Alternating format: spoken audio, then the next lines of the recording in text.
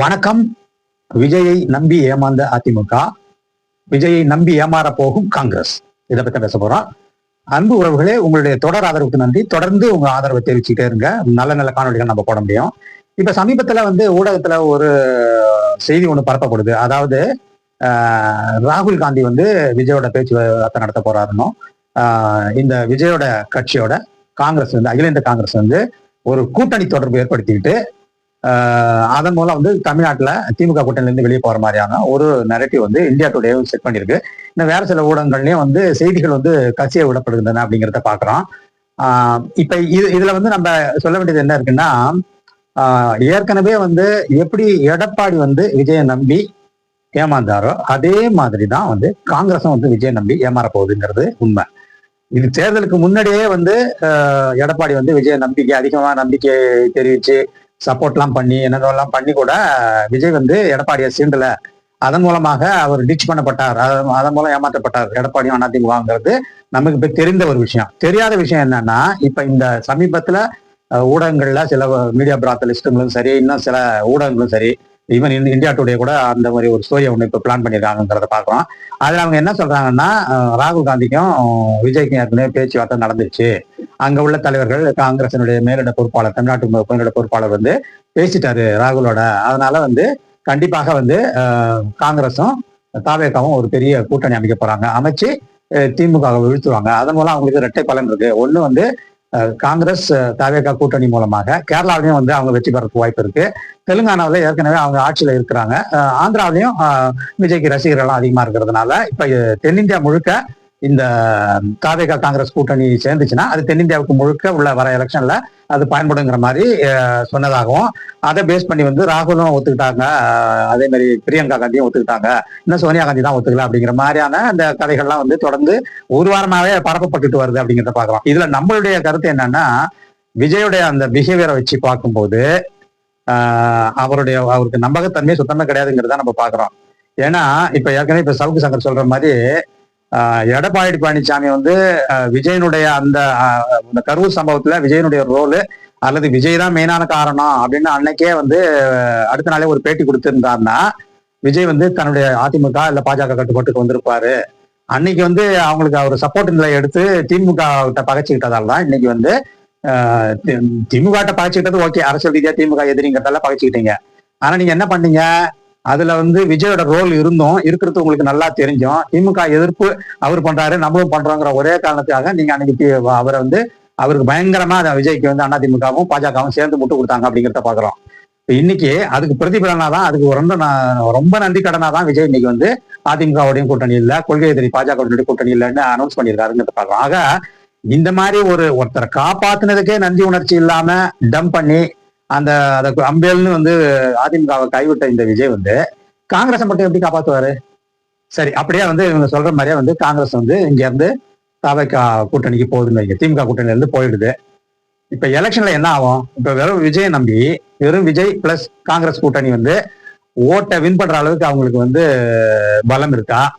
அதே மாதிரி அந்த அளவு திமுக மேல மக்கள் வெறுப்புல இருக்காங்களா? இல்ல அந்த அளவுக்கு இந்தியா கூட்டணி மற்ற கட்சிகள் இருக்காங்களா? விசிக, கம்யூனிஸ்டுங்க, முஸ்லிம்கள், இந்த மாதிரியான அமைப்புகள்லாம் சேர்ந்து அந்த அளவு பலமா இருக்கிற கூட்டணியை எதிர்த்து வின் பண்ணக்கூடிய அளவுக்கு விஜய் ஒரு பாப்புலரான லீடரா?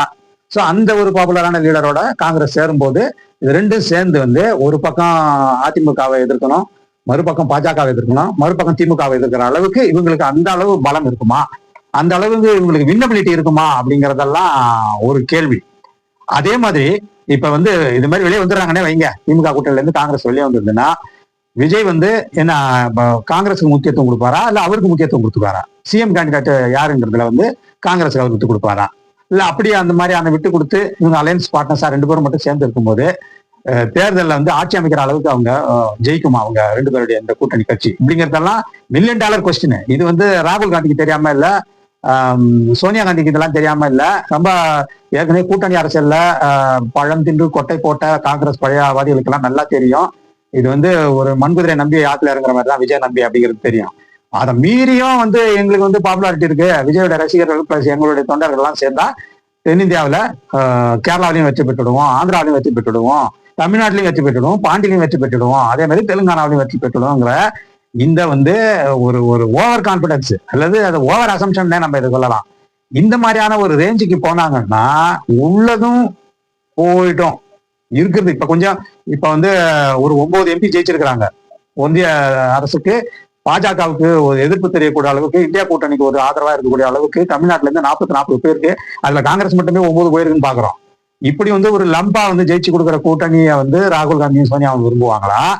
இல்ல பரவாயில்ல, MLA சீட்டு ஒரு 10 சீட்டு ஜெயிச்சா போதும், தமிழ்நாட்டுல கேரளாவில் ஒரு 20 சீட்டு ஜெயிச்சா போதும், ஆந்திராவில் இல்ல தெலுங்கானாவில் கொஞ்சம் சீட்டு ஜெயிச்சா போதும், மாநில அளவுல நம்ம ஸ்ட்ரெங்தன் ஆனோம்னாலே போதும், அது ஒன்றிய அளவுல வந்து கவலைப்பட வேணான்ட்டு நினைப்பாங்களா? சரி, அப்படியே சரி மாநிலத்துல வருது அப்படின்னு சொல்லி ராகுல் காந்தியும் சோனியா காந்தியும் ஒத்துக்கிட்டா கூட இவங்களால வின் பண்ண முடியுமா அப்படிங்கிற மிகப்பெரிய கேள்விதான் இப்ப இன்னைக்கு இருக்கு. ஸோ இந்த கதையை கட்டுறாங்க இல்லைங்களா, தாவேகாவும் காங்கிரஸும் வந்து கூட்டணிக்கு வர போறாங்க, அவங்க வந்த பிறகு பாலும் தேனும் பொழிய போகுது, பயங்கரமா அவங்க எலக்டோரல் கெயின்ஸ் அடைவாங்க, விஜய்க்கு அந்த அளவு சப்போர்ட் இருக்கு, எவ்வளவு படைபலம் அவருக்கு தொண்டர் பலம் அவ்வளவு அதிகமா இருக்கு, அவர் வந்து குறைச்சலாம் இட போட முடியாதுன்னு இன்னைக்கு கதை விட்டுட்டு இருக்காங்க இல்லையா மீடியாவில். இந்த மீடியா பிராத்தலிஸ்டுங்கள்லாம் வந்து என்னென்ன நரேட்டிவ்ஸ் செட் பண்ணி விஜய்க்கு ஆதரவான ஒரு விஜய் பிளஸ் காங்கிரஸ் இவங்க 2 கூட்டணிக்குமே வந்து ஆதரவான ஒரு நரேட்டிவை செட் பண்ணி அதை உலவ விடுறாங்க இல்லையா. இவங்கெல்லாம் தெரிஞ்சுக்க வேண்டிய ஒரே ஒரு விஷயம் வந்து விஜய் வந்து ஒரு நம்ப தகுந்த ஆள் கிடையாது. அவருடைய அரசியல் என்பது நம்பிக்கைக்கு அப்பாற்பட்ட அரசியல். அவர் வந்து யாருமே நம்ப முடியாது. அவரே நம்புறது இல்லை, அதே மாதிரி மற்ற யாரையுமே நம்புறது கிடையாது. கட்சி தொண்டர்களை நம்புறது கிடையாது, அவங்க கட்சி தலைவர்களை நம்புறது கிடையாது. அவங்க கட்சி தொண்டர்களை நம்பி அவருக்கு ஒரு வெளியே இடத்துக்கே வர முடியல. ஸோ அவங்க கட்சி தொண்டர்களை நம்பி வெளியே வந்தாங்க, 41 உயிர் பலியா போச்சு இல்லையா. ஸோ தாவேகா அவனுடைய அனைத்து திட்டங்களும் தவிடுபடி ஆயிடுச்சு. இந்த 41 படுகொலையால அவர் போட்டிருந்த திட்டங்கள்லாம் வந்து நாசமா போச்சு அப்படிங்கிறத நம்ம பாக்குறோம். ஸோ அதே வீரியத்தோட வந்து இன்னைக்கு தாவேகா இருக்குமா? அதே அளவு தொண்டர்களை வந்து கூட்ட முடியுமா? இல்ல இந்த தொண்டர்கள் எல்லாமே ஓட்டர்ஸ் லிஸ்ட்ல இருக்கிறவங்க தானா? இதுல வந்து ஓட்டை அளிக்கிறதுக்கு வாய்ப்பே இல்லாத அடில் குஞ்சுகள் எவ்வளவு பேர் இருக்காங்க, இதெல்லாம் காங்கிரஸுக்கு தெரியுமா? இல்ல above 18 youth plus voting percentage உள்ள ஆட்கள் வந்து எத்தனை பெர்சன்டேஜ் இல்ல எத்தனை லட்சம் தொண்டர்கள் வந்து விஜய் பின்னணியில வருவாங்க, இப்படிங்கிற கணக்கெல்லாம் வந்து காங்கிரஸுக்கு தெரியாதா? இல்ல காங்கிரஸ் மேலிடம் இதை பத்தி எல்லாம் வந்து ஒரு சைலண்டா இருக்குமா அப்படிங்கறதான் நம்ம கேள்வி. ஆக விஜய்ங்கிறது ஒரு மண் குதிரைங்கிறது நமக்கு தெரியும். அந்த மண் குதிரையை நம்பி இவங்க எல்லாமே வந்து இறங்குறாங்கன்னா இருக்கிறதும் போயிடும். காங்கிரஸ் வந்து 0 ஆகுறதுக்கு தமிழ்நாட்டுல ஏற்கனவே அது வந்து திமுக மற்றும் கூட்டணி கட்சிகள் விசிகா கம்யூனிஸ்ட் போன்ற கட்சிகளுடைய ஓட்டுகளால் தான் அது ஜெயிச்சிருக்கு. இத்தனை இடத்துல MLA சீட்டும் சரி MP சீட்டும் வந்து ஜெயிச்சதுக்கு காரணம் கூட்டணியினுடைய பலத்தால் தான். அது எல்லாமே வந்து நாங்க புறந்தள்ளிடுவோம், அது எங்களுக்கு பெரிய விஷயம் இல்லை, நாங்க பாரு புது கூட்டணி அமைப்போம்னு வெளியே போனாங்கன்னா விஜயால் இவர்கள் மீண்டும் முதுகில் குத்தப்படுவார்கள். அதாவது எலக்டோரலி அந்த எலெக்ஷன் வந்த பிறகுதான் அவங்க அதை உணர்வாங்க. தேர்தல் இப்ப கூட்டணி அமைச்சாங்கன்னா ஜாலியா வின் பண்ணலாங்கிற மாதிரி தான் இருக்கும். அவர் கூட்டணிக்கும் விஜய் வந்து காங்கிரஸுக்கு வருவார்னு வைங்க, ஆனால் எலெக்ஷன் ரிசல்ட் ரொம்ப ரொம்ப மோசமா இருக்கும். ஆகவே நம்ம இந்த காணொலி மூலம் திரும்ப ரீஇன்ஃபோர்ஸ் பண்ற ஒரே ஒரு விஷயம் என்னன்னா, எப்படி வந்து அதிமுக முதுகில வந்து விஜய் குத்துனாரோ அதே மாதிரி காங்கிரஸ் முதுகிலும் எதிர்காலத்தில் குத்துவார். இதை புரிஞ்சுக்கிட்டு காங்கிரஸ் தலைவர்களும் காங்கிரஸ் தலைமையும் நடந்தா ஓரளவு அவங்க கட்சிக்கு MLA MP ரெப்ரசன்டேஷனை கொண்டு வர முடியும்.